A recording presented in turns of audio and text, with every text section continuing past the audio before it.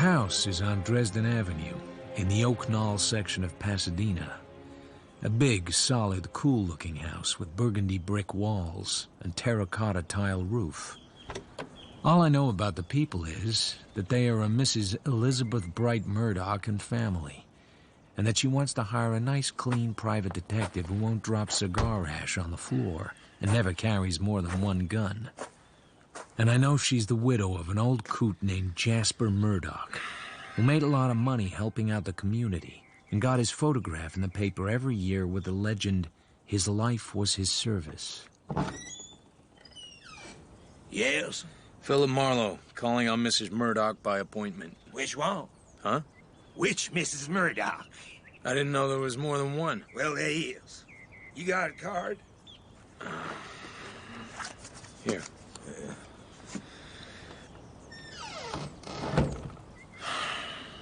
Brother. This way. He leads me to a small room furnished as an office.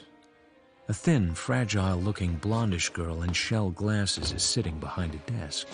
I'm Miss Davis, Mrs. Murdock's secretary. Do you have your references? Sure. Here. This is from Bernie Oles of the DA's staff, and this is from Detective Lieutenant Carl Randall of the Central Homicide Bureau. You think that'll be enough? Please don't laugh at me. I'm only doing what I'm told. I'm not laughing at you. Hot, isn't it? It's not hot for Pasadena. If you'll just wait a few minutes. Halfway to the door, she turns back and pushes the top drawer of her desk shut. Then she goes out. I stick a cigarette in my mouth, but don't light it. I go around the desk. I'm just curious. It isn't any of my business that she has a small Colt automatic in the drawer. Mrs. Murdock will see you now. The room is a sort of sun porch that has been allowed to get completely overgrown outside. There's a chaise longue over by the window. It has a curved back and enough cushions to stuff an elephant.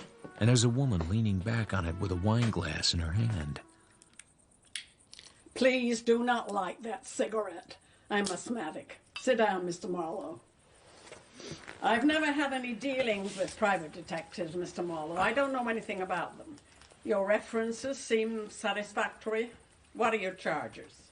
$25 a day. And, of course, expenses. It seems high. And how much retainer would you expect? $100 would hold me. I should hope it would. My asthma. I drink this wine as a medicine. That's why I'm not offering you any. Here's the situation. About a year ago, my son made an idiotic marriage without my consent. This was foolish of him, as he has no money except what I give him, and I am not generous with money. The lady was a nightclub singer called, appropriately enough, Linda Conquest. They lived here. We didn't quarrel, because I don't allow people to quarrel with me in my own house. But there has not been good feeling between us. No doubt she found my son dull. I find him dull myself. At any rate, she moved out a week or so ago without saying goodbye. She took with her a rare gold coin, the pride of my late husband's collection, called a brasher doubloon. It is said to be worth over $10,000. It's a mint specimen. Pretty hard to sell. Perhaps. I didn't miss the coin till yesterday, when a man named Morningstar called up. Said he was a dealer, and was the Murdock brasher, as he called it, for sale. My son took the call and reported the conversation to me. I had Miss Davis call him back. I was curious. Why? If the man was a dealer of any repute, he would know that the coin was not for sale. My husband provided in his will that no part of his collection might be sold. He seemed to feel that I ought to have taken more interest in his little pieces of metal when he was alive. I spoke to Mr. Morningstar. He has offices in downtown Los Angeles. I told him the coin was not for sale. He asked if he might examine it. I said certainly not. He hung up. So I went upstairs to examine the coin myself. It was gone. Somebody offered him the coin for sale, and he guessed where it had come from. I had the same idea. How do you establish that your daughter-in-law took it? I don't, in a strictly evidential sense, but I'm quite sure of it. No signs of a burglar?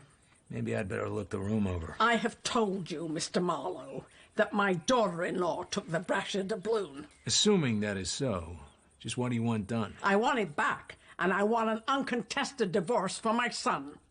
Does he know where she went? Oh, he knows nothing. He doesn't even know of the theft. I don't want him to know anything. This is a delicate family matter, Mr. Marlowe, and it must be handled with delicacy. If you hire me, you'll get all the delicacy I have. If I don't have enough delicacy, maybe you'd better not hire me. Miss Davis, my checkbook right away. Yes, Mrs. Murdock.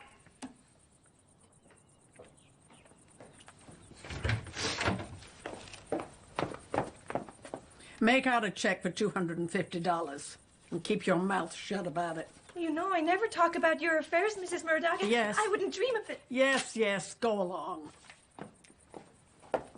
I need a photo of your daughter-in-law. On the table. You can take it.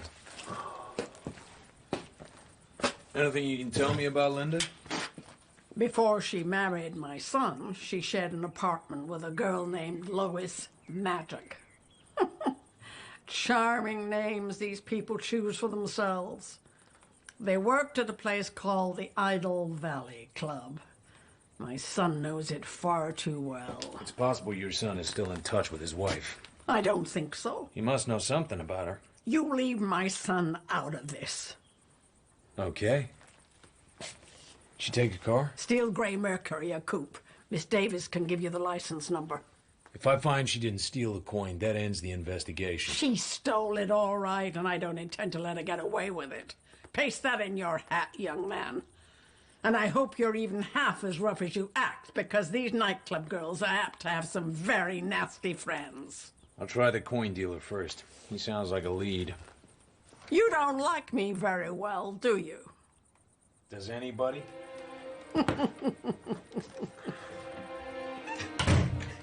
Cheer up, Miss Davis. You have to feel sorry for her.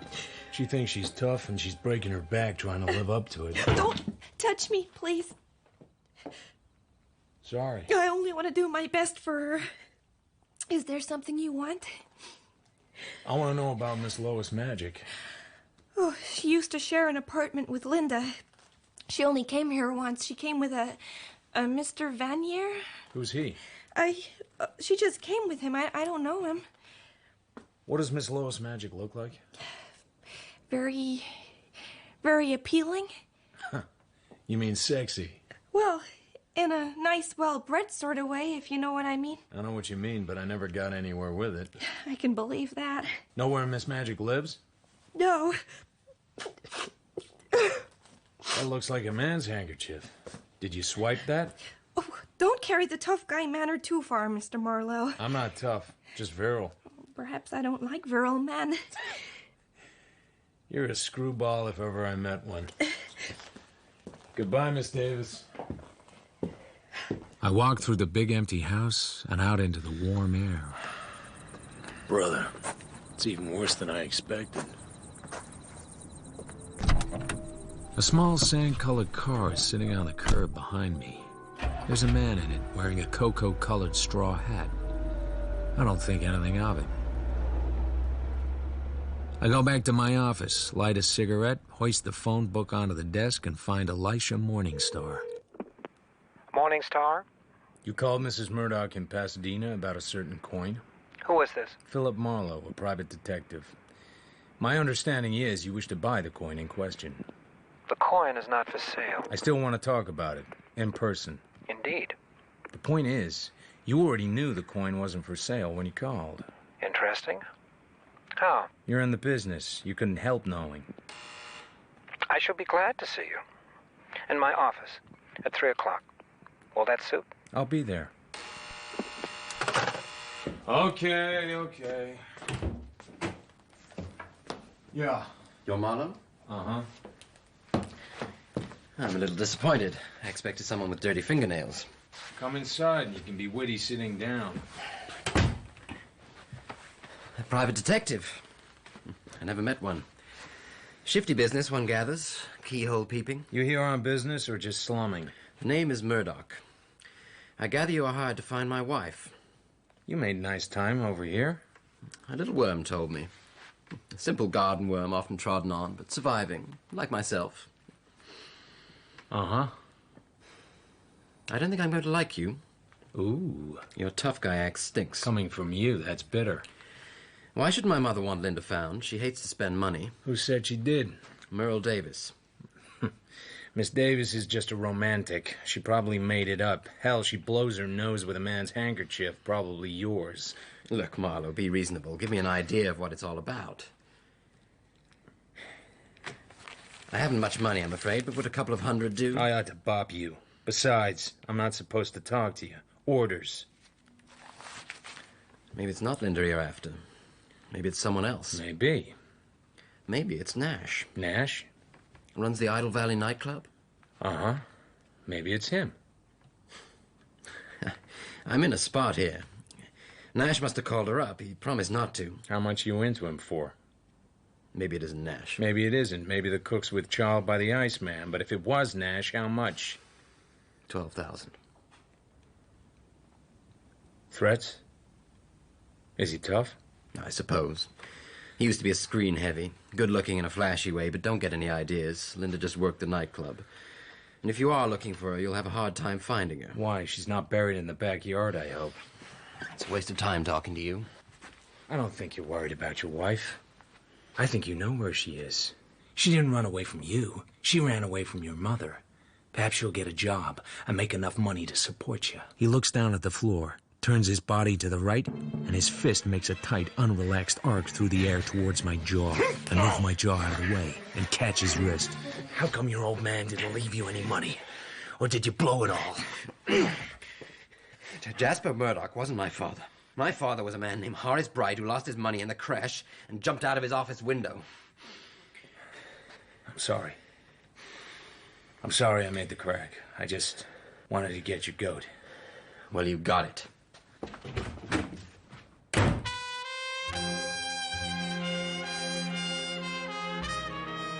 So I know that Alex Nash runs the Idle Valley nightclub, and it doesn't take me very long to find out that he has recently married a gaudy young blonde named Lois Magic and is now living in Bel Air. No one answers the front door, so I try the back. A long-limbed showgirl is lying on a chair beside the pool. From 30 feet away, she looks like a lot of class. From 10 feet away, she looks like something made up to be seen from 30 feet away. Standing over her is a man with a clear olive skin and gleaming white teeth, white shirt, and white slacks. Hey, you! What do you want? Want to see Mrs. Nash? She's not at home. Beat it. Oh, sit down and rest your sex appeal. So, who are you, big boy? I'm looking for a friend of yours, Linda Conquest. Lois? Shut up. Well, I don't think I've seen her in 6 months. What do you want to know for? Just a private inquiry. About what? A confidential matter. Just think. He's making a private inquiry about a confidential matter. Who told you I knew her? I never reveal a source of information, Mrs. Oh, Nash. sweetheart, you're fussy enough to be a dance director. I should tell you everything. You should tell me nothing. Who's looking for her? Her folks. She doesn't have any. You must know her pretty well, if you know that. You're not wanted here. The sooner you get out, the better we like it. Are you Mr. Nash? Get out, mug. This is Mr. Vanier. Well, don't get so hostile, darling. You're not built for the rough work. That right, big boy? I think you could tell me where Linda is, if you wanted to. How are you going to make me want to? With all these people around, how can I? That's a thought. Get out while you can still walk. Where's your refinement? I'd plug you as soon as I'd strike a match. Don't tell me you wear a gun under that fancy shirt. I look at the blonde. Her eyes are bright and her mouth looks sensual and eager. I turn and walk away. Once I'm through the gate, I lean round and look back. Vanier is practically sprawled on top of her, kissing her. I shake my head and go back to my car. A sand-colored coupe pulls out behind me, driven by a man wearing a cocoa-colored straw hat. I take the car to 7th and Olive and walk over to the Hotel Metropole and wait for the straw hat to come in. Light. Oh, thanks. Haven't I seen you somewhere before? Over on Dresden Avenue, in Bel Air. I must be lousy. The hat doesn't help. You stay too close. Phillips is the name. We're in the same racket. I'm a private investigator. You want something, or are you just practicing? I know who you are. I was a deputy at Ventura when you were working on the Gregson case. Really, I was just trying to screw up the courage to talk. When I saw the guy go into your office, I figured maybe we could make a deal. Pool our resources. Guy? You mean Leslie Murdock? I'm working for his wife. Divorce? So she says. They both want one. Comical, isn't it? On my end, I don't like so well. It's a guy tailing me around. A very tall guy with a funny eye. Tall, like a lamppost. Anything to do with you? Not that I know of. I'd like to talk this thing over properly, but I have an appointment. Well, you could come on to my apartment. What time would you think? About 4:30. Here. 204 Florence Apartments, Court Street. Bunker Hill? I haven't been in the chips lately. Do you mind? No. This divorce stuff is a lot of hooey. Something else, isn't it? Yeah. See you at 4:30. Mm-hmm. Elisha Morningstar's office is in the Belfont building, on the 8th floor. The old man working the elevator looks as if he's been sitting there since the Civil War, and came out of that badly. 8th floor. Thanks. The office is at the back. Elisha Morningstar, numismatist. I have to go through a little empty reception room to get to it. Come in.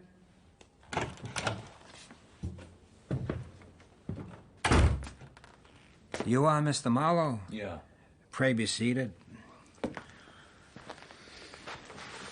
Well, Mr. Marlowe, what can I do for you? Tell me about the Brasher doubloon. Ah, yes.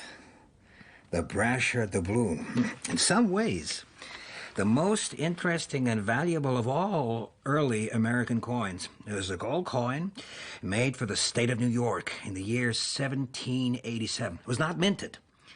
It was coined by the pressure molding process, and its maker was a private goldsmith named Ephraim Brasher. How many of these coins are there?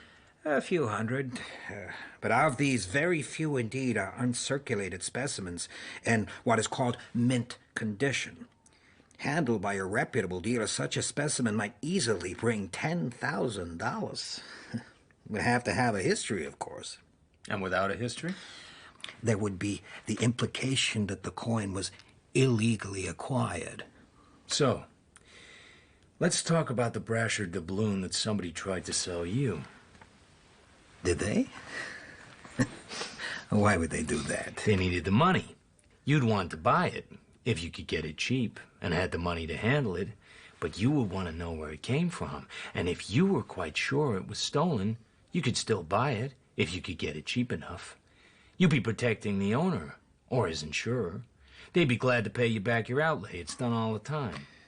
Then the Murdock Brasher has been stolen. Don't quote me. It's a secret. And how much will your principal pay for the return of the coin? $1 grand. What did you pay? $800. Fine. That leaves $200. Got it with you? It's not in my office. Do you take me for a fool? Come back with your money tomorrow morning. Shall we say 11? Uh-huh. Oh, and no tricks, Mr. Marlowe. Don't think I don't know how to protect myself. I hope you do, because what you're handling is dynamite.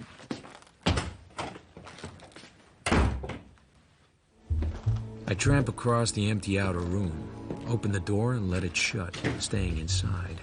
A kid's trick, but it usually works. I sneak back across the threadbare carpet and put my ear to the door. The Florence Apartments? Yeah, I'd like to speak to Mr. Phillips in 204. I see. No message. I'll call later. I do a rapid glide to the outer door and go through it very silently, like snow falling. While I wait for the elevator, I look at the card that Phillips gave me. 204 Florence Apartments. Bunker Hill is Old Town, Lost Town, Shabby Town, Crook Town. Out of the apartment houses come women who should be young but have faces like stale beer. Men with pulled-down hats and quick eyes that look the street over behind the cupped hand that shields the match flame. Worn intellectuals with cigarette cops and no money in the bank. Fly cops with granite faces and unwavering eyes. Cokies and coke peddlers. People who look like nothing in particular and know it.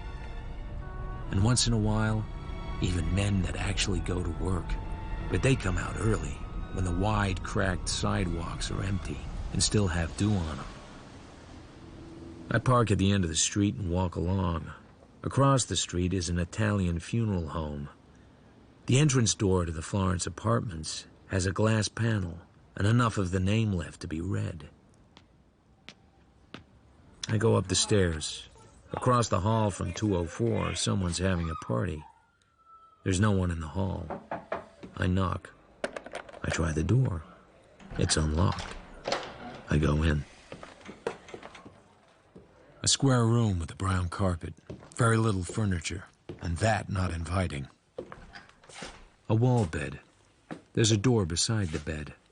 Must lead to the bathroom. I push it. My nose twitches and my lips stiffen as I smell the harsh, sharp, bitter smell.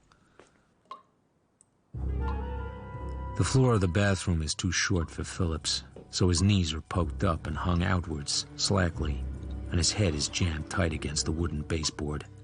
His open mouth is full of shiny crimson blood. Nothing in this, Marlowe. Nothing at all. Nothing for you here. Get out. Get out fast. I go back down and stand in the half-dark of the lobby, looking at the little sign that says manager's apartment. I'm a fool to even look at it. I knock. Phillips. Yeah? 204, he's not in. What should I do, lay an egg? Neat, you have him all the time, or is this your birthday? Beat it, Drift. $5. The name's Pollock, Reliance Indemnity, field agent. Phillips is no good. Jewelry. He didn't look like it to me. Soft looking. He's only been here a month. What say we frisk the apartment while he's out? Oh, Mr. Palermo wouldn't like it. Mr. Palermo? Yeah, he's the owner. Has the funeral parlor across the street. Practically owns the district, if you know what I mean. Well, while he's playing with a stiff, let's go up and frisk the apartment. Don't get me sore at you. That'd bother me like 2% of nothing at all. Let's go up and frisk the apartment. You said something about 5. I thought better of it. Let's go up and frisk the apartment. You say that just once more. If you're thinking of pulling a gun, Mr. Palermo wouldn't like it. Yeah, to hell with him. Mr. Palermo will be glad to know how you feel about him. Look, I was just sitting having a beer. I wasn't bothering anybody. It was a nice day. Let's go up and frisk the apartment. Why, you? If it wasn't for this job... Let's go up and frisk the apartment. Don't say it. Just, let me get the keys.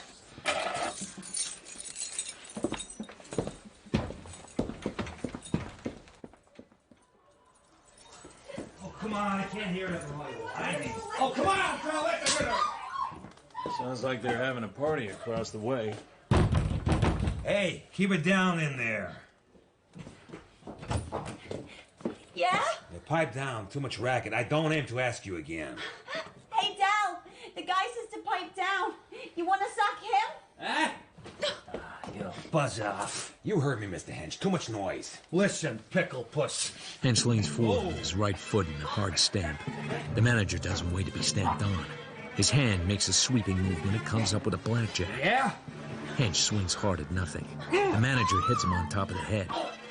Hench turns, runs back to the bed, feels under the pillow. Look out. Gun. Yeah, I can fade that too. Hench comes up with a gun. He's staring down at it, not holding it by the grip at all, holding it in the flat of his palm. Drop it. Get him down. The blonde jumps on the manager's back and wraps her arms around him. Get him good. This ain't my gun. This ain't mine. Okay. I step around the manager and relieve him of the gun he's trying to pull. Hey! Okay, drop it, Hedge. This ain't my gun. Mine's a Colt 32 belly gun. I take the gun off him. It's been fired. Hey, better get some law. This gun's been fired, and there's a dead man across the hall. What? Brother, that simply ain't my gun.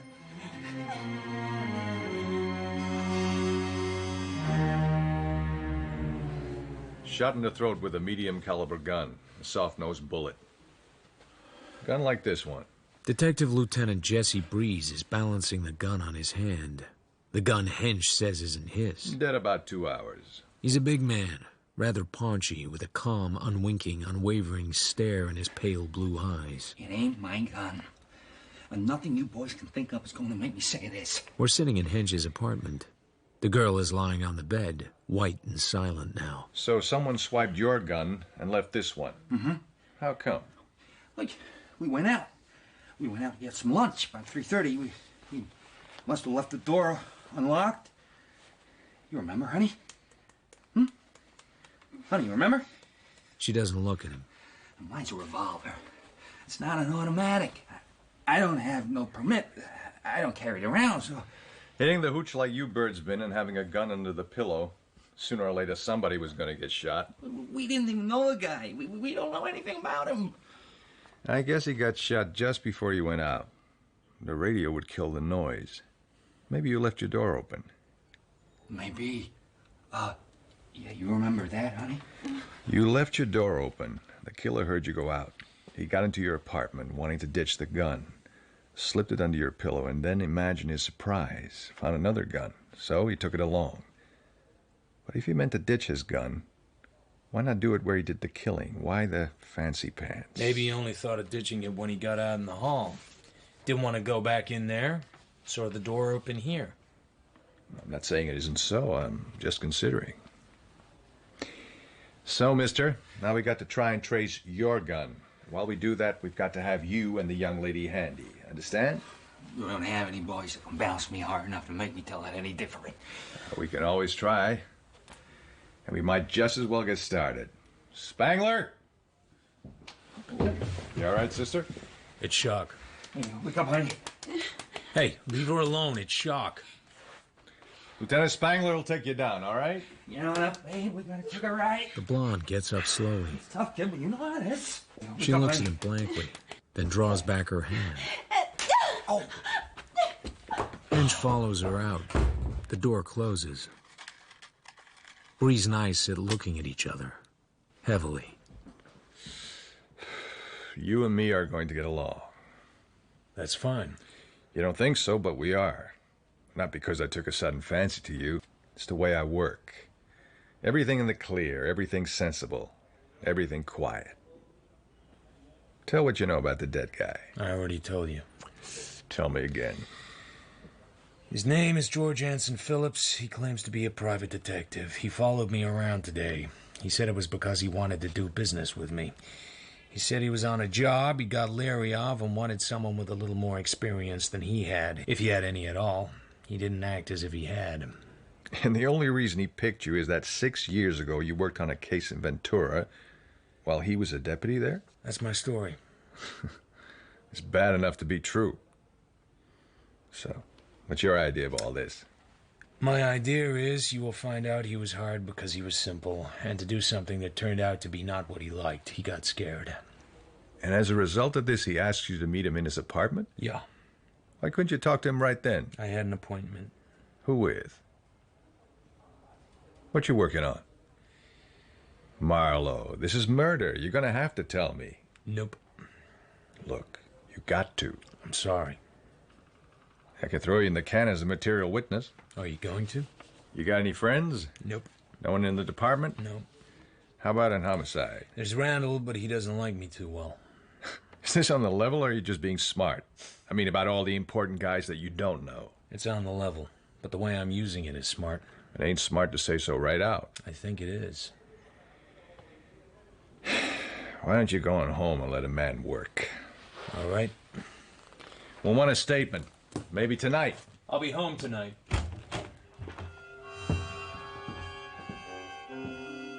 I take in my office on the way home. There's a boy in a uniform cap behind me on the stairs. Marlowe? Uh-huh. Delivery. Here. Gee, thanks, mister.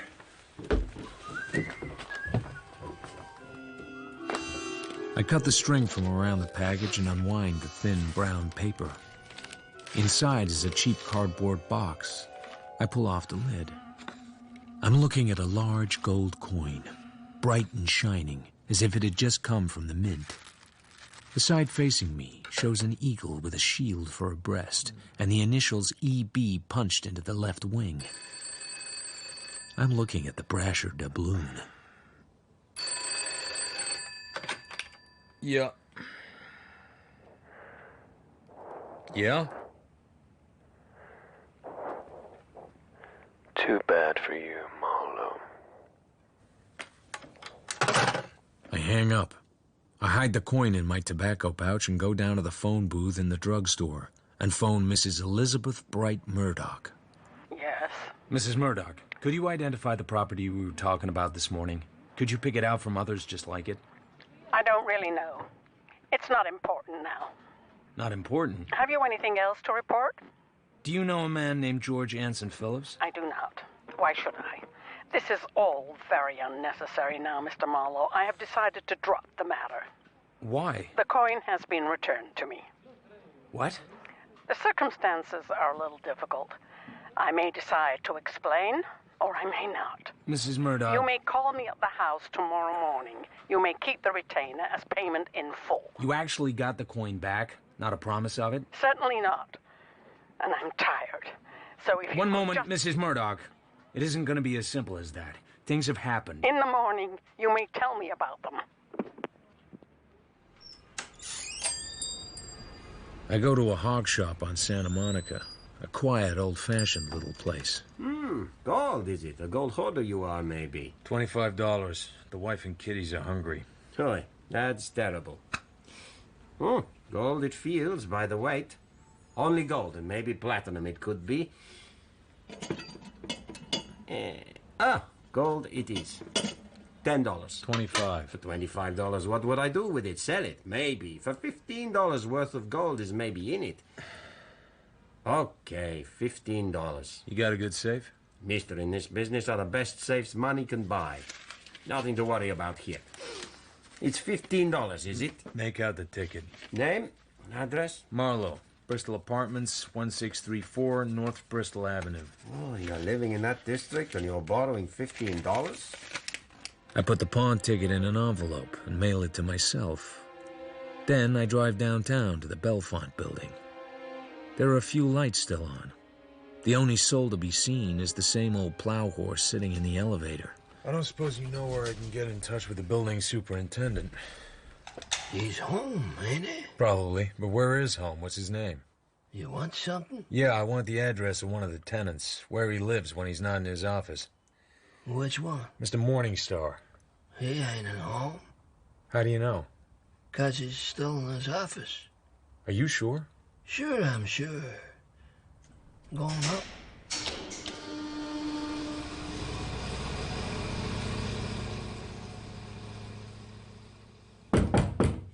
Mr. Morningstar?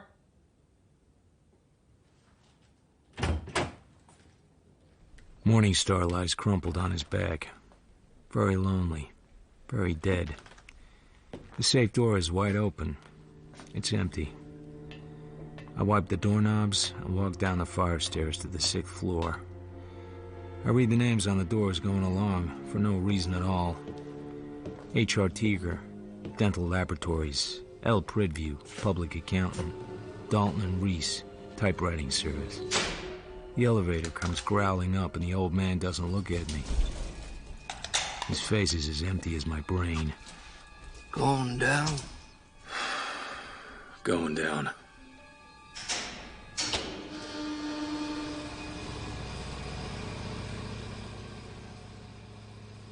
The chessmen are lined up and ready to go.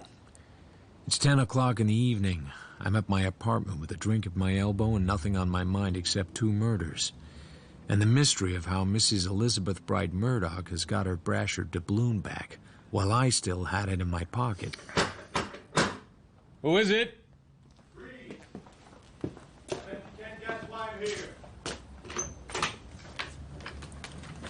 Mind if I look around?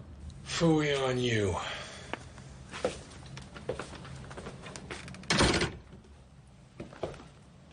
Play a lot of chess? Not a lot. I was just setting the pieces out before you called. Once in a while, I fool around with a game, thinking things out.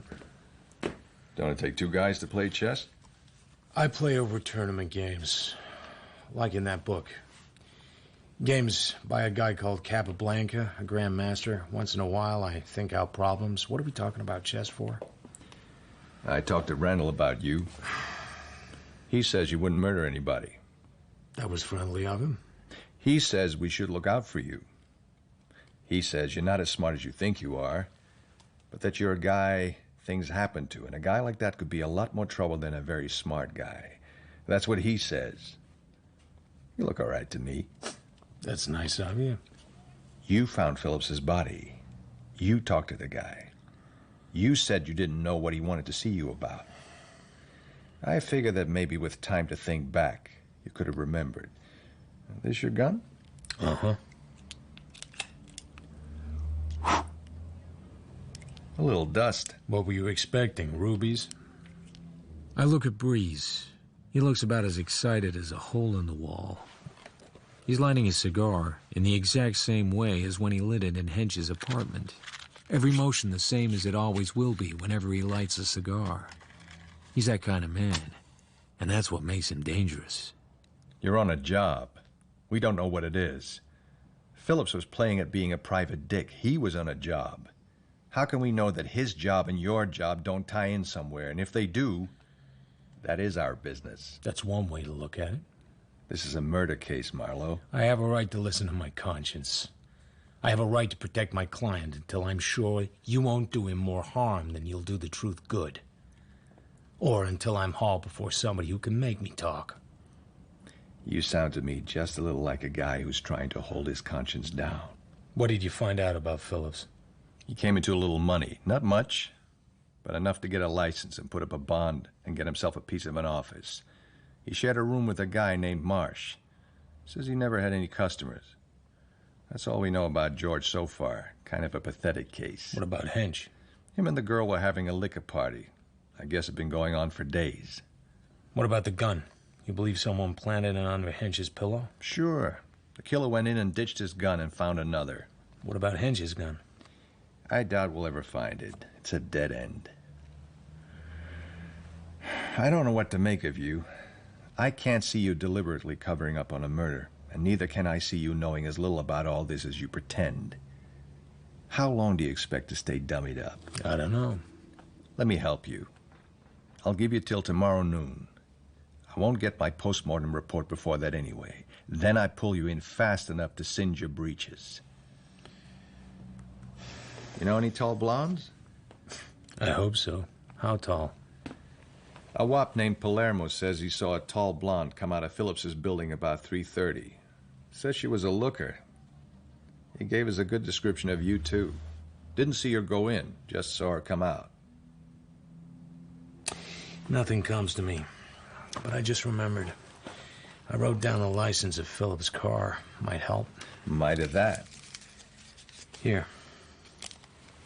So, just thought of this, huh? That's right. Well, well. Well, well, well, well. I make myself a drink, stand in the kitchen and look out of the window at the eucalyptus trees tossing their tops against the bluish dark sky. 12 hours to tie up a situation which I don't even begin to understand. Either that, or turn up a client and let the cops go to work on her and her whole family. Hire Marlowe and get your house full of law. Why worry? Why be doubtful and confused? Consult cockeyed, careless, club-footed, dissipated investigator Philip Marlowe. See me, and you meet the best cops in town. Yeah. Marlowe. All right, talk it up, whoever you are. Maybe you're a smart guy. Maybe you'd like to do yourself some good. How much good? $1 About 5 C's worth. Doing what? Keeping your nose clean. Want to talk about it? Where? When? Who to? Idle Valley Club. Nash. Anytime you get here. Who are you? Just ask at the bar for Eddie Prue. Oh, these gorgeous eyes, dark and glorious eyes, burn with passion eyes. How you hypnotize, how I adore you so, how I fear you though, since I saw you glow. Now my spirit's low. I want to talk to a fella named Eddie Prue. Your name? Marlowe. Drink while you wait? Dry martini, dude. Okay. Mighty fires real, they my fate will seal. Burn my soul with zeal, but my love for you, when the time is due, will refresh anew, like the morning dew.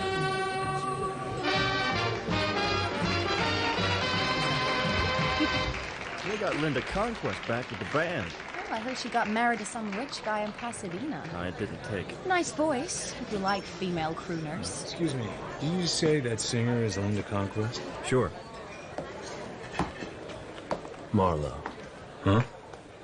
I'm Prue.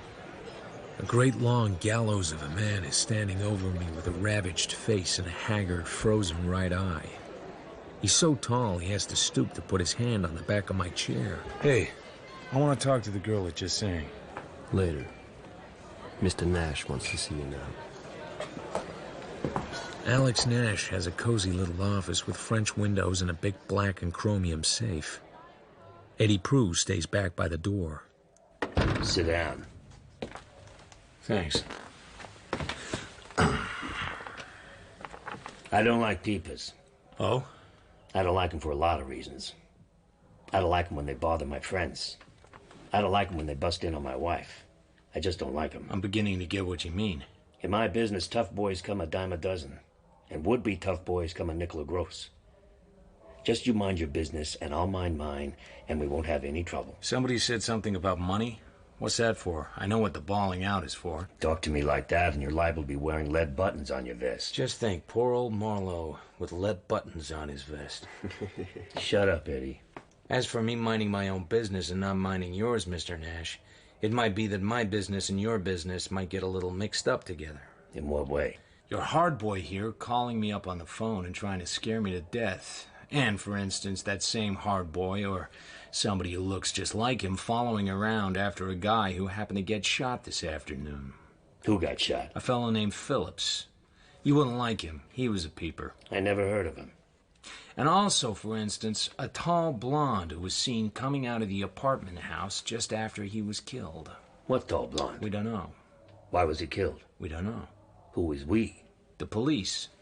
I found him, so I had to stick around. What'd you tell the cops? Very little. They didn't think it was quite the whole story. I have until tomorrow noon to fill it out. You wasted your time coming here. I got the idea I was invited. You can go to hell and back any time you want to. Or you can do a little job for me. What's the nature of the job? You were at my house this morning. You ought to have an idea. Mr. Vanier? She's a swell girl, but she's playing a wrong number at the moment. Are you hiring me on a job or off a job I already have? Shut up, Eddie. You don't want your wife playing around with Mr. Vanier, is that it? I want to find out what he's up to. Is he up to something? Show him the bill, Eddie. Here. Cal Western Dental Supply Company, 30 pounds Kerrs Cristobalite, 25 pounds white Albastone, $15.75. The H.R. Tiger paid L.G. Vanier. Eddie found it in his jacket one night when he was here. Is this supposed to mean something? You're the detective. Here's your 5 C's. You take Vanier out of my wife's life, and you get the same again. You can give me your money when I deliver. I'll take a down payment and a short interview with Miss Linda Conquest, or Mrs. Linda Murdock, or whatever. Okay. Thanks. Would you mind telling me why you had Eddie here call me up and try and give me the shakes? Linda's an old friend of mine. Leslie Murdock told her you were working for his mother. I didn't know what the job was. I'm just a fellow who likes his friends and doesn't want them bothered by private dicks. Leslie Murdock owes you some money, doesn't he? I don't discuss things like that. I'll send Linda in to talk to you. Come on, Eddie. So long, Marlowe. I smoke a cigarette and look at the dental supply company's bill again. Something squirms at the back of my mind, dimly. H.R. Tiger, Dental Laboratory. H.R. Tiger. It clicks. Tiger is one of the names I saw on the doors of the 6th floor at the Belfont building when I did my backstairs crawl away from the dead body of Elisha Morningstar. Tiger. Then Linda Conquest comes in through the open door and stands looking at me with a cold light in her eyes. By and large, I'm quite sure I'm not going to like you one damn little bit. So speak your piece and drift away. What I like about this place is everything runs so true to type. The world-weary barman, the silent guy with a gun, the nightclub owner with the soft gray hair and the beat-picture mannerisms. And now, the tall, dark torture with the negligent sneer. What about the wisecracking snooper with last year's gags? And what gives me the right to talk to you at all? What does? She wants it back, and fast, or there'll be trouble. She wants what back, Mr. Marlowe? The Brasher doubloon. Oh, the Brasher doubloon. I bet you completely forgot it. Well, no. She wants it back, you said. Do you mean she thinks I took it? Yeah. Why would I take her silly old coin? Because it's worth a lot of money. Or maybe you just took it for spite. Maybe I ought to slap your face. Passing on from that to perhaps more important matters, will you give Leslie Murdock a divorce? For 25 grand, I should be glad to. You're not still in love with the guy, huh? You're breaking my heart. I think he's still in love with you. After all, you did marry him. Mister, don't think I didn't pay for that mistake. That poor port-sodden fate made the bargain too tough. How do you like Leslie's mother for a client? I've had worse. You notice what she's doing to that girl? Merle Davis? I noticed she bullied her. It isn't just that. The girl had a shock of some kind, and the old brute has used the effect of it to dominate her completely. In company, she yells at her, but in private, she's apt to be stroking her hair and whispering in her ear. And the kid sort of shivers. I didn't quite get all that. The kid's in love with Leslie, but she doesn't know it. Something funny is going to happen in that family one of these days. I'm glad I won't be there. Mrs. Elizabeth Bright Murdock is a smart, ruthless woman, Marlowe. Whatever she's got you doing, it's not what she says. She's up to something. Watch your step. Would she kill? What? No kidding. A couple of people have been killed. I don't get it. Murdered? Uh-huh. You tell Nash? About one of them. You tell the cops? About one of them. So, the Brasher doubloon, you didn't take it, okay. About the divorce, what? That's none of your goddamn business. Agreed. Well, thanks for talking to me. Do you know a fellow named Vanier? Yes. He's a friend of Lois Magic. Every time his name comes up, the party freezes. Nash will sure as hell kill him if he doesn't lay off Lois. Lois flops at the drop of a hat. Anybody can see that. Perhaps Nash can't. Let me tell you something else. Vanier knows Elizabeth Bright Murdock. He never came to the house but once while I was there, but he called on the phone plenty of times. He always asked for Merle. Merle? Why Merle? I don't know. I'm very tired. Please go away. All right. Good night. And thanks.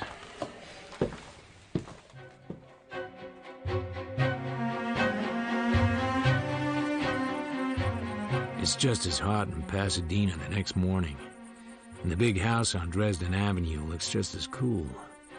And when they show me into Mrs. Murdock's sun porch, she's sitting in the same chaise longue, pouring herself a slug of what looks like the same port bottle, but probably isn't. Well, Things are bad. The cops are after me. I thought you were more competent than that. When I left here yesterday morning, a man followed me. I invited him to explain why, and he said he knew who I was and he needed help, and he asked me to come to his apartment and talk to him. I went, After I had seen Mr. Morningstar and found the man shot to death on the floor of his bathroom. Go on. His name is George Anson Phillips. He claimed to be a private detective. I never heard of him. He gave me the impression he was working for some member of your family. He wasn't. You can be quite definite on that. I don't think you know quite as much about your family as you think you do. You are involved with the police on account of this? That's only half of it. How's your asthma? Bad. Get on with your story. I saw Morningstar. He admitted the Brasher doubloon had been offered to him and said he could get it. Then you told me it had been returned to you. I tried to get in touch with him to tell him the deal was off. I went to his office. This was quite late. He was lying on his back on the floor, dead, killed by a blow on the head. I walked away and called the hospital from the street. I didn't give my name. That was wise of you. It was considerate, but I don't think I'd call it wise. You take all this very calmly. What do you want me to do? I'm connected with one murder already. I may presently be connected with another. Even as far as it goes, I have until noon today to reveal the name of my client. That would be a breach of confidence. I wish you'd leave that damn port alone and make some effort to understand the position. I beg you. The police insist on knowing what I'm doing, who I'm working for. You'll find a way out of all that. To keep my job, I have to be on reasonably good terms with the police. They don't have to love me, but they have to be fairly sure that I'm not cheating on them. Doesn't the law give you the right to protect a client? If it doesn't, what is the use of hiring a private detective? I value your business, Mrs. Murdock, but I'm not going to cut my throat and bleed in your lap. You seem to have made a nice mess of the whole thing. What's our story to the police going to be? The police mean nothing to me. If you give them my name, I shall regard it as a thoroughly disgusting breach of faith. Murder changes everything. You can't dummy up on a murder. As long as they think you're holding something, they'll never let up. Give them a reasonable story, and they go away cheerful. Any objection to telling it? Every possible objection. Do we have to tell them I suspected my daughter-in-law of stealing the coin? It'd be better. And that it has been returned? It would be better. You're a callous brute. I deeply regret ever having met you. Mutual. Merle, ask my son to come in here at once. You may as well come in with him. Yes, Mrs. Murdock. He's right. My son took the coin, Mr. Marlowe. My own son. I told you yesterday I owe Nash a lot of money. I didn't want Mother to know. I took the doubloon and gave it to Nash, and he agreed to hold it as security. He agreed not to convert it without notice. When this man Morningstar called up, I thought Nash was thinking of selling it. I was badly scared. And then when Merle had told me Mother had employed a detective, I was sure she had missed the doubloon and hired you on that account. I went to see Nash and told him that even my mother couldn't sell the coin without violating the terms of the will. He loosened up. He gave me back the coin and tore up the receipt. So I brought the coin home and told Mother all about it. Did Nash threaten you? He said he wanted his money and I'd better get busy, but he wasn't threatening. He was very decent under the circumstances. Where was this? At his office. Was Eddie Prue there? Who is Eddie Prue? Nash's bodyguard. I didn't waste all my time yesterday, Mrs. Murdock. I didn't see him there. Where's the coin now? Where would you expect it to be? I nearly tell her, just to see her jump, but I managed to hold it in. That seems to take care of that, then. Kiss your mother, Leslie, and run along. Yes, Mother. You too, Merle. If I ever catch you violating my confidence, you know what will happen. I never will, Mrs. Murdock. Never. You can trust me. I hope so. Get out.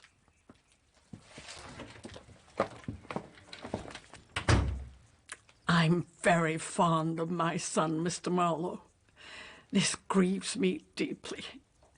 Do you think he will have to tell this story to the police? I hope not.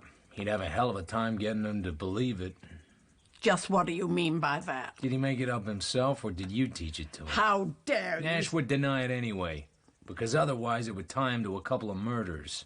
It doesn't make sense. I won't be. But don't have a heart attack yet. You're gonna like this bit.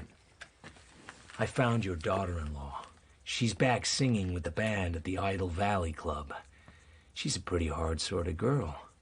I don't find it impossible to think that she took the coin and that Leslie found it out and cooked up that yarn to protect her. He says he's still in love with her. Yes, yes, poor Leslie. He would do just that. And in that case... In that case, my dear daughter-in-law may be involved in murder. And you just love that. I don't like your tone. I don't like it myself. I don't like anything. I don't like this house, or the air of repression, or the squeezed-down face of that little girl, Merle, or your twerp of a son, or the lies I'm told. Get out! Get out of my home! I'd be glad to.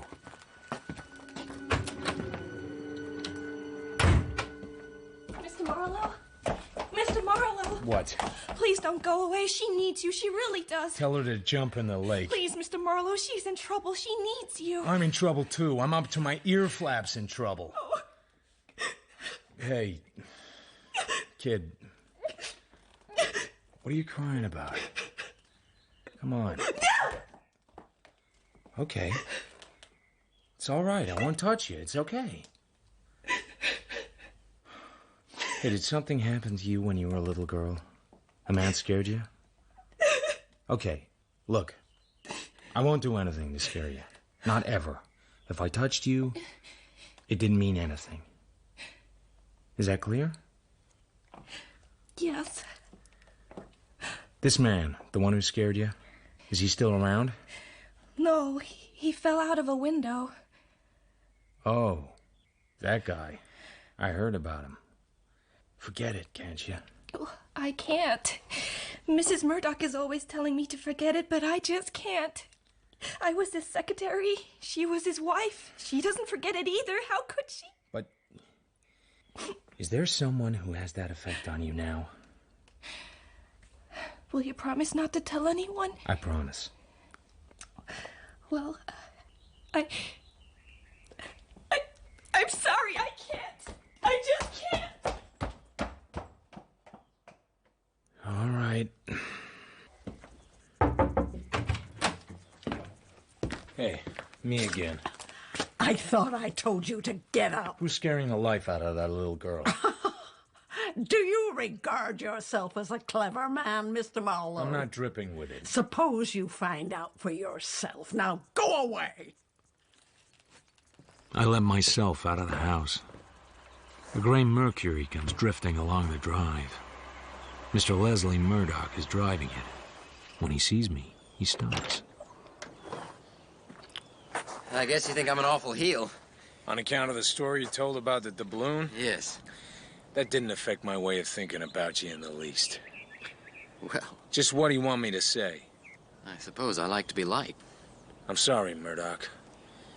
I like your being that devoted to your wife, if that's what it is. Oh, didn't you think I was telling the truth? Did you think I was saying all that just to protect her? There was that possibility. I see.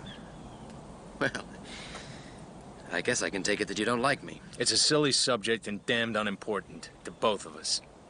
I see. Pardon me for being crude enough to bring it up.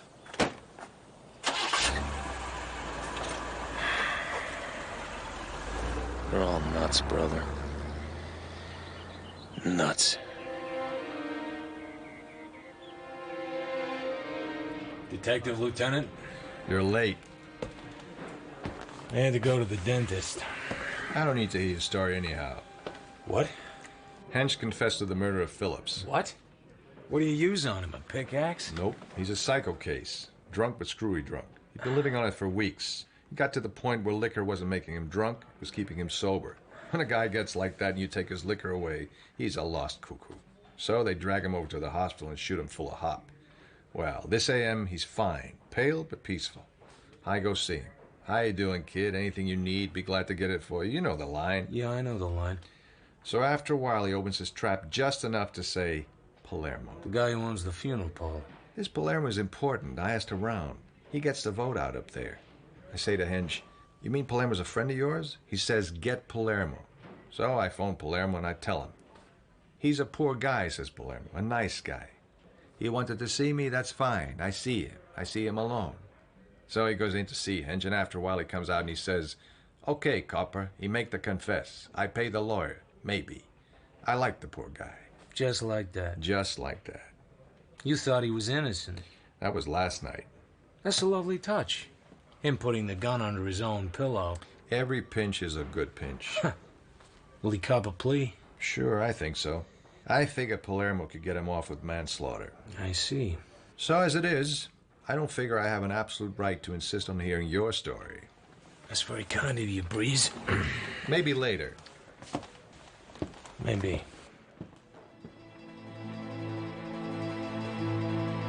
Mr. Palermo's office is exactly like a Victorian funeral parlor, with a horseshoe sofa and chairs with carved mahogany frames and antimacassars of fine lace.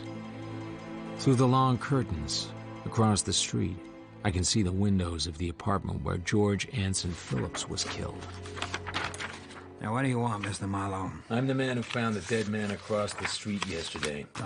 He was a friend of mine. I got business. What do you want, Mr. Marlowe?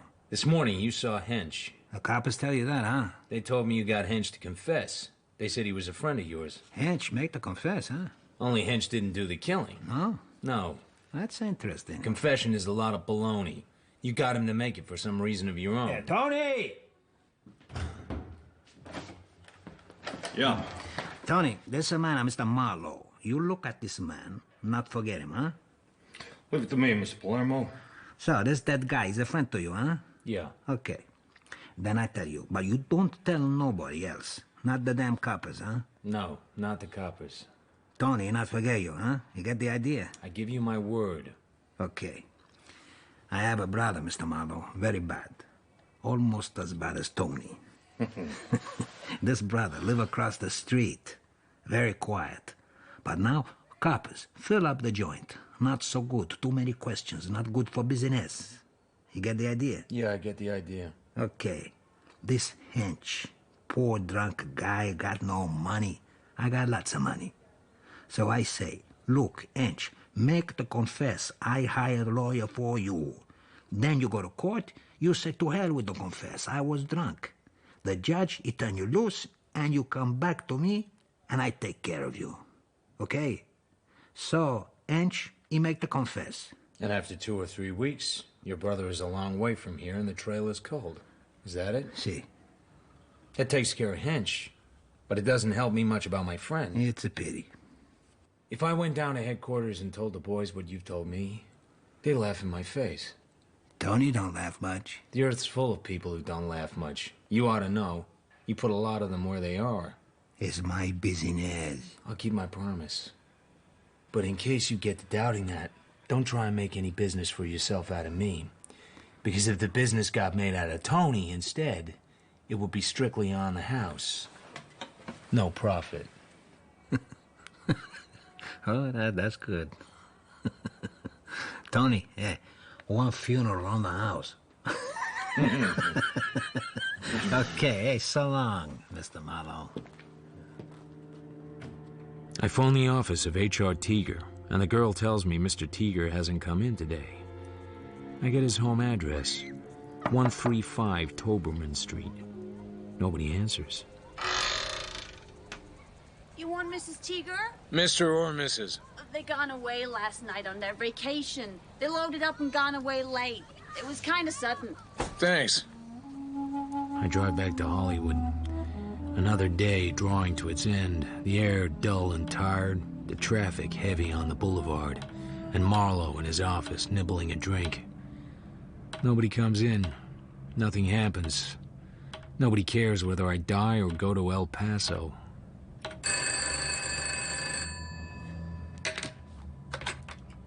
Marlowe? Mr. Marlowe, this is Mr. Shaw. How are you, Mr. Shaw? I'm very well, thanks, Mr. Marlowe. I hope you are the same. There's a young lady here asking to be let into your apartment. I don't know why. Me neither, Mr. Shaw. I didn't order anything like that.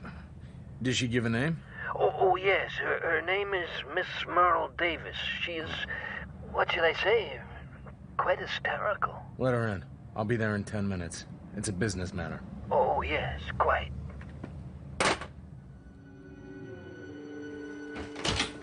Ah, there you are, Mr. Marlowe. Miss Davis and I have been having such an interesting little conversation. Very kind of you, Mr. Shaw. Not at all. Well, I'll just run along now. Thanks. I appreciate it. Oh, not at all. Hello there. Hello. You're not wearing your glasses.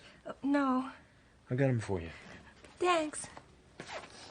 While she's putting on her glasses, I slip her gun out of her bag and into my hip pocket. So, here we are. What do we do now? I've been to Mr. Vanier's house. He lives at the end of Escamillo Drive, at the very end. Quite probably. I have to take him a parcel now and then. I never liked him very well. I was afraid he would... But he didn't. No. But he had his pajamas on. Lying around all afternoon with his pajamas on. Some guys have all the luck. You have to know something. Something that makes people pay you money. How much were you taking him today? $500? Mrs. Murdock said that was all she could spare. It's all my fault, and Mrs. Murdock has always been so wonderful to me. So I did it. He was there in his pajamas. He didn't even get up to let me in. He was leering at me. I went over close to him, so I couldn't miss. And what did Mr. Vanier do? He didn't do anything. Did you touch anything while you were there? Oh, I remember one thing. I put the light out before I left. One of those lamps that shine upwards, I put that out. How long ago? Just before I came over here. Where is your home? I live with Mrs. Murdock in Pasadena. I mean your real home, your folks. Oh, my parents live in Wichita, but I haven't seen them for a while. Excuse me. I go to the kitchen and pretend to make a drink and look at her gun. It hasn't been fired. When I come back, she's out cold, fainted dead away on the sofa. I call Doc Moss and get him over quick. While I'm waiting, I check her bag. Tucked inside the zipper pocket is a fat pack of 10 $50 bills, folded into a receipt. $500, payment on account. It doesn't seem as if it'll ever be signed now. I'm Dr. Moss. How are you? Aren't you the police? Where does it hurt, Miss Davis? Oh, nothing hurts me. Well, I don't even know why I'm lying here like this. I thought you were the police. You see, I killed a man. Well, that's a normal human impulse. I've killed dozens. I'm just going to talk to my friend Philip in the kitchen. All right.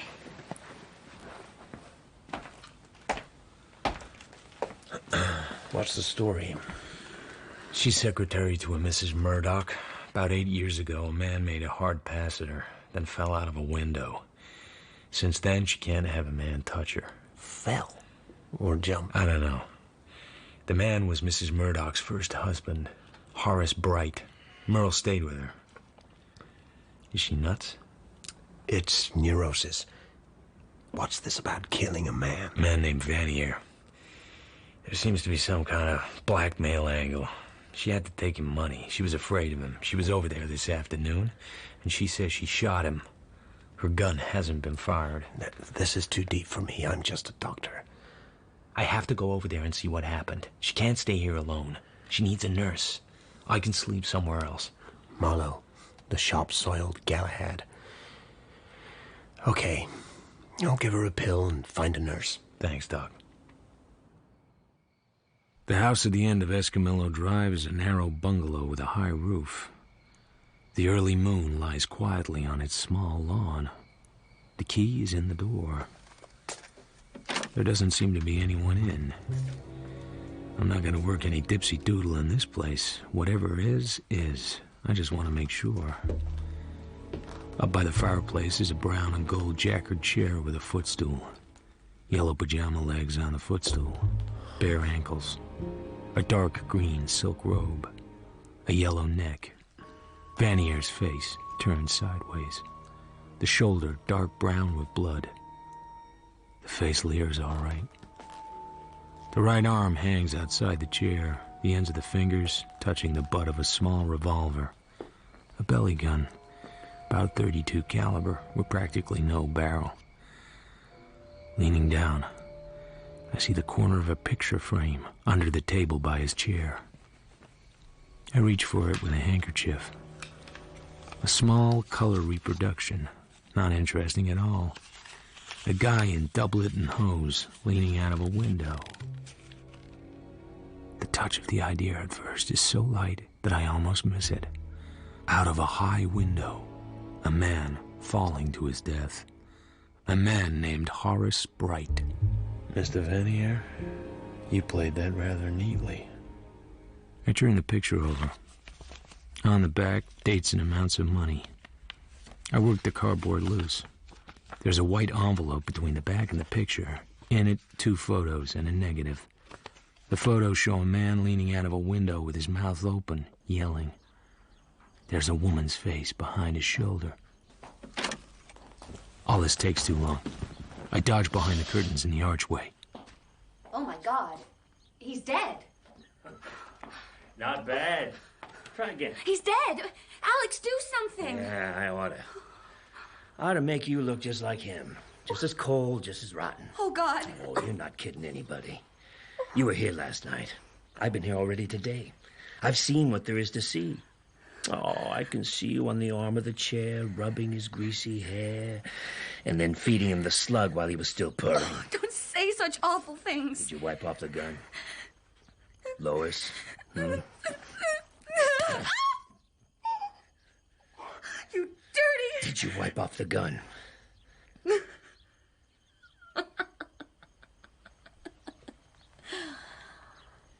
Yes. And the glass you were using? Of course. And you put his prints on the gun? Yes. Pick it up.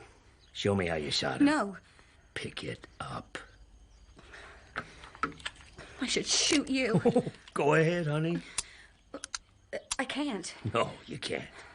I emptied the chamber. But now, give me that. I'm going to put the bullets back, because now we've got your prints on the butt again. You're going to turn me in? Oh, yes, Angel, I'm going to turn you in. Well, what's my motive? I don't know. I don't care. I knew he was dead. That's my key in the door.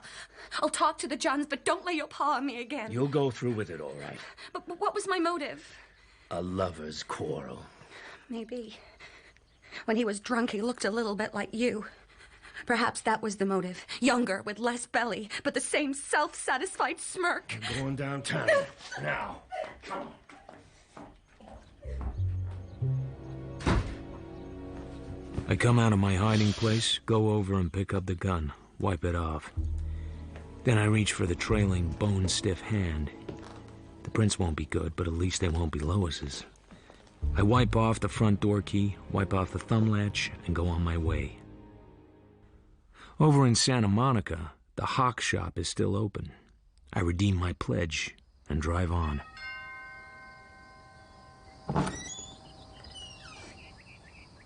It's late. Mrs. Murdock is not receiving. Tell her it's about Miss Davis. It's important. I'll see.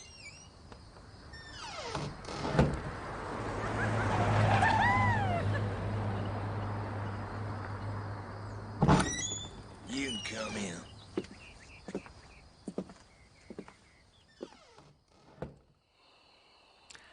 Well... Merle's at my apartment. She threw an ing-bing. And just what is an ing-bing, Mr. Marlowe? No need to worry about her. She's got a doctor and a nurse. She was over to see Vanier. I made a mistake calling you in the first place. The loss of the doubloon would have been much easier to bear than you are. I haven't done so badly for you, Mrs. Murdock. You told me you got your doubloon back. I kept the police away from you so far. I found Linda, and I don't think you'll have any trouble with her. So what's this about Merle? You sent Merle to Vanier's place this afternoon with $500. And if I did? Your son told me how his father died. I looked up the records today. There was an accident in the street under his office, and a lot of people were craning out of windows. He just craned out too far. Well? Merle was his secretary. He made a pass at her one time and scared her out of her socks. Yes? She brooded, got her chance, and passed right back at him while he was leaning out of a window, murdered him, and got away with it with your help. Did Vanier have any evidence? He talked about a photograph, but I never believed it. He couldn't have taken one. How much have you paid him? $11,100, not counting this afternoon. Anybody else know? Nobody. Only Vanier. Well, it's all over now. Vanier is through. How? Merle told me she shot him. She didn't. He was dead long before she got there. I phoned her father long distance. He wants her to come home. That all right with you? He doesn't know anything. I'll need that last $500 for expenses. And how much more? Don't say that. You know better. Who killed Vanier? Nash and his wife walked in on me while I was right there.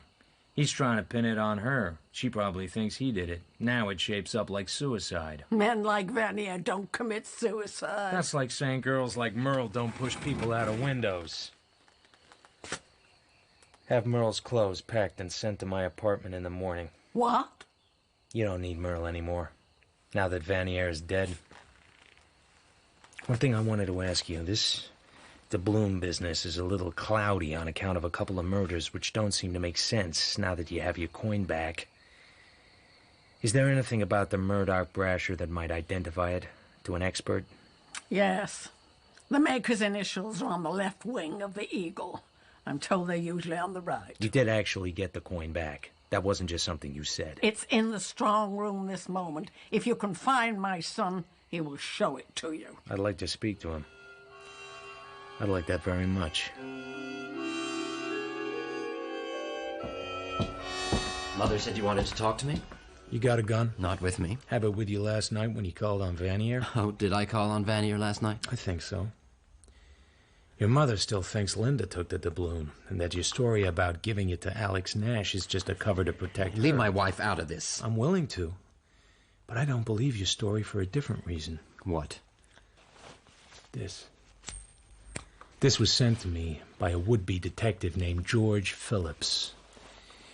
I think he'd been hired to peddle a rare coin to a dealer named Morningstar, who suspected where the coin came from and hinted to Phillips that it was stolen. But he may be wrong about that.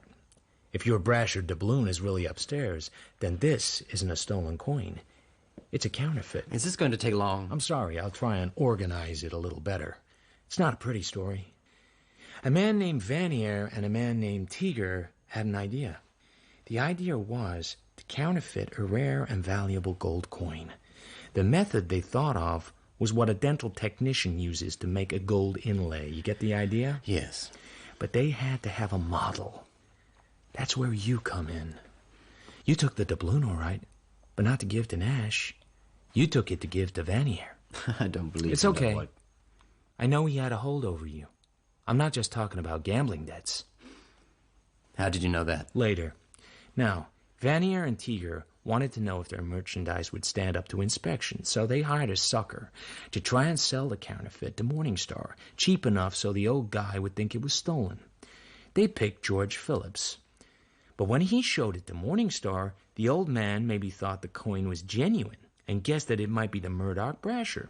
So he called up here, and then your mother found the coin to be missing, and she suspected Linda and hired me to put the squeeze on Linda for a divorce. I don't want a divorce. She had no right. When Merle told you your mother had hired me, you came steaming up to my office, very sarcastic but very worried.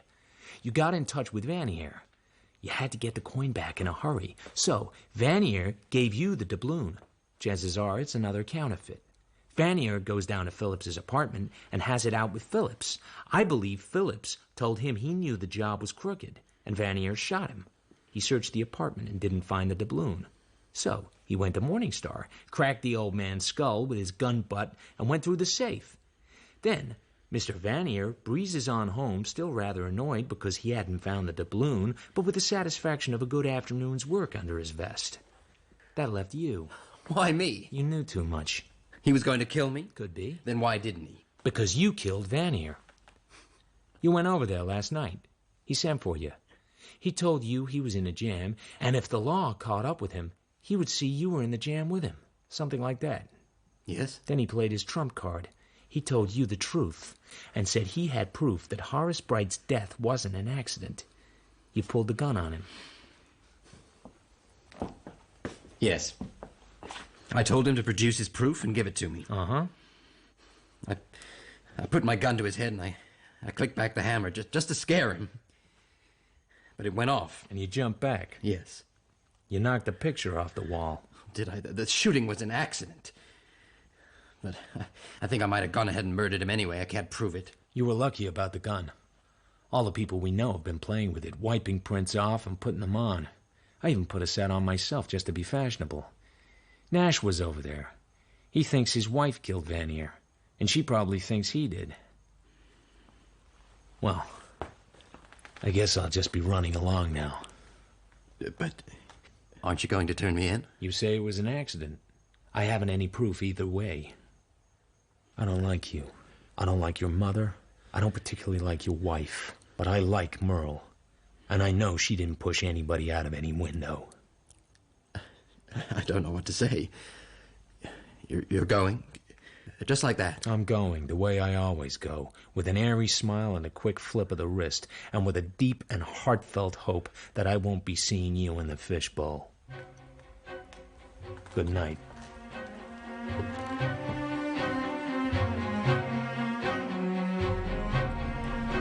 I talked to your father and mother both.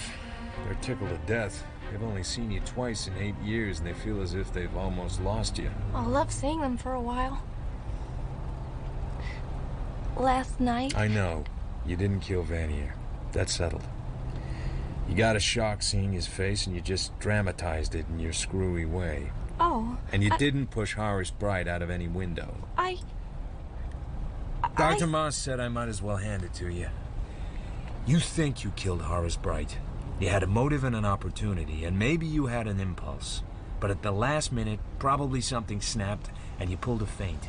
He did fall, but you weren't the one that pushed him. But... You were made to think you pushed him. It was done with a sort of quiet ruthlessness.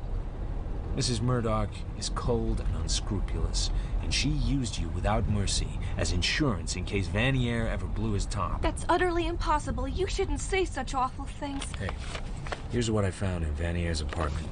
Open it up. A photo? Why, that's Mr. Bright. Not a very good picture, is it? And that's Mrs. Murdock right behind him. Mr. Bright looks mad. You ought to have seen him a few seconds later when he bounced. When he what? He's falling. He's screaming with fear. She's right behind him. Her face is hard with rage or something. Don't you get it at all? Mrs. Murdock has always been lovely to me. She made you the goat. She's a smart woman. I hand it to her. I'd like to hand it to her with an elephant gun, but my polite breeding restrains me. Well... You don't believe a word I've said, do you? No. Maybe you will. Now, we're gonna drive to Wichita to see your parents. But I don't think you're going back to Mrs. Murdock. I haven't any money. You have $500 from Mrs. Murdock. It's in my other pocket. That's really awfully kind of her. Oh, hell and fireflies. Merle's parents are kind and glad to have her back. They blame themselves a lot, and I let them do it. When I leave, Merle comes to the door and kisses me on the mouth and begins to cry, and runs back into the house, leaving the doorway empty, until her mother comes into the space with a broad, homely smile on her face to watch me drive away. I have a funny feeling as I see the house disappear, as though I had written a poem, and it was very good, and I had lost it and would never remember it again. When I get home, I call in on Lieutenant Breeze. We cracked the Phillips case. Uh-huh. How come? When Vanier committed suicide. Yeah? It was with Hench's gun. He identified it. Then we found Vanier's prints in Hench's apartment, and in Phillips's. Motive? Oh, sure. A guy named Teeger got pinched in Salt Lake City trying to peddle fake coins. He told us he got the original of Vanier. Must have been stolen. Phillips was onto it. I guess. So you're in the clear. I am? I sometimes give a guy a break he might not deserve. A little something to be paid back out of the dirty millions to a working stiff, like me, or you. So go home, Marlowe, and be good. I go home and set the chessmen out, and mix a drink and play over another Capablanca game. I sit at the open window and smell the night. Capablanca goes 59 moves. Beautiful, cold, remorseless chess, almost creepy in its silent implacability.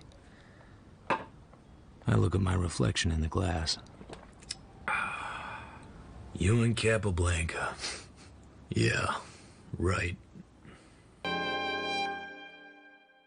By Raymond Chandler, adapted for radio by Robin Brooks. Philip Marlowe was played by Toby Stevens. Mrs. Elizabeth Bright Murdock, Judy Parfitt.